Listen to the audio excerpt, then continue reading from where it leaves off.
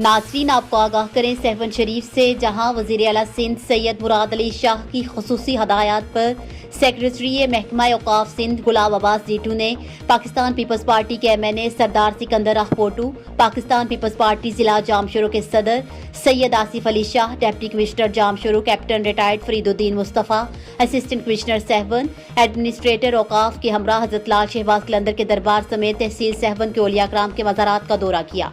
Secretary औकाफ Sindh गुलाम अब्बास जीटू ने Pakistan Peoples Party के MNA Sardar Sikandar अखपोटू, peoples Party जिला जामशुरू के सदर सैयद आसिफ अली शाह के हमरा हजरत लाल शहबाज कलंदर के दरबार पर हाजिरी दी, चादर चढ़ाई और इंतजामात का जायजा लिया।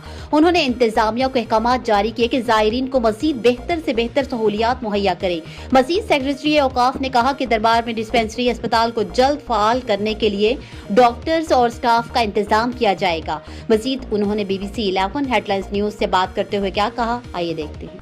तव्हांखे जीअं साईं ॿुधाए छॾियो त स्पेशल इंस्ट्रक्शन ऑफ CM जे असां हिते पहुची विया आहियूं ऐं कल्ह खां वठी मां 2 ॾींहंनि खां हिते मौजूदु आहियां। स्कीमूं जिन जे बारे में अख़बार में बि अचे पोइ ऐं कुझु मूंखे बि शक शुबहा बि हुया, पर आउं तव्हांखे ॿुधायां थो त हुननि खे लिखाए वरितो आहे जेका स्कीम जून में कंप्लीट करणी हुई उहा असांखे फेबरवरी में करणी आहे। उन ठेकेदारनि खां मां लिखाए वरितो आहे। हिते जेको तव्हां ॾिठो त अस्पताल कई सालनि खां बंदि हुई, मां अहकामात कया आहिनि जारी। उन खां पोइ चीफ साहब खे मां चई छॾियो आहे त डॉक्टर फौरन पोस्ट ते करे ऐं असां इहे जेके क्लोज डिस्पेंसरी आहे इनखे हलाइण पिया चाहियूं। उनखे अलावा म्यूज़ियम जे हवाले सां पाण असां सां गॾु हुए विज़िट में त बहितरीनु प्लेस चॉइस कई वई आहे हींअर, ऐं इहो एस्टिमेट इनशाला अॻां रहबा त इहो बि थी वेंदो। फाइबर जे हवाले सां तव्हांजे साम्हूं कमिटमेंट थियल आहे ठेकेदार जी, मां बि तव्हां बि मौजूदु हुयो, त फेबरवरी जी एंड में उहो बि इनशाला कंप्लीट थी वेंदो। बाक़ी साईं हिकिड़ी ॿी ॾेखारी आहे ख़्वाहिश त जेके ॿाहिरियां माण्हू अचनि था ग़रीब, उन कीअं रहाइजे।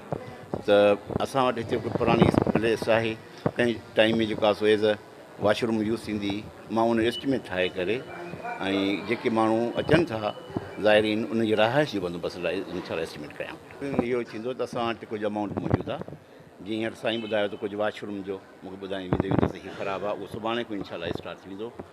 गुंबज़ जे हवाले सां जेको आहे न उहो टेक्निकल कमु आहे, तव्हां पाण ॾिठो जेको बि चढ़ंदो वञे मथां त कुझु न कुझु जेको इशू या को इवेंट अची वञे। इन करे असीं चवंदा त जंहिं कंपनी को कमु करायो वियो आहे त उनखे घुराए, उन सां टास्क करे उन सां उन खां कमु वरितो वञे। रहियो सुवाल जेको असांजो दरगाह जो अॼु विज़िट आहे, उहे CM साहिब जी स्पेशल इंस्ट्रक्शन्स ते सेक्रेटरी साहिब आया आहिनि, मुख़्तलिफ़ इदारनि जा सेक्रेटरी साहिबान आया। कल्ह खां वठी असां CM साहिब जेको बि हल्को आहे तहलको सेवण आहे, ख़ासि तौर ते हज़रत लाल शहबाज कलंदर साईं जी जेका मज़ार आहे उन में जेके रहियल कम आहिनि, जेके रोलड़े जो शिकार बि आहिनि, रहियल बि आहिनि, या कुझु ॿियूं शयूं अञा असांखे करणियूं आहिनि। छो जो हीअ जेका दरगाह आहे पूरो पाकिस्तान हिते अचे थो हाज़िरी ते, असां हमेशह इन कोशिशि में हूंदा आहियूं।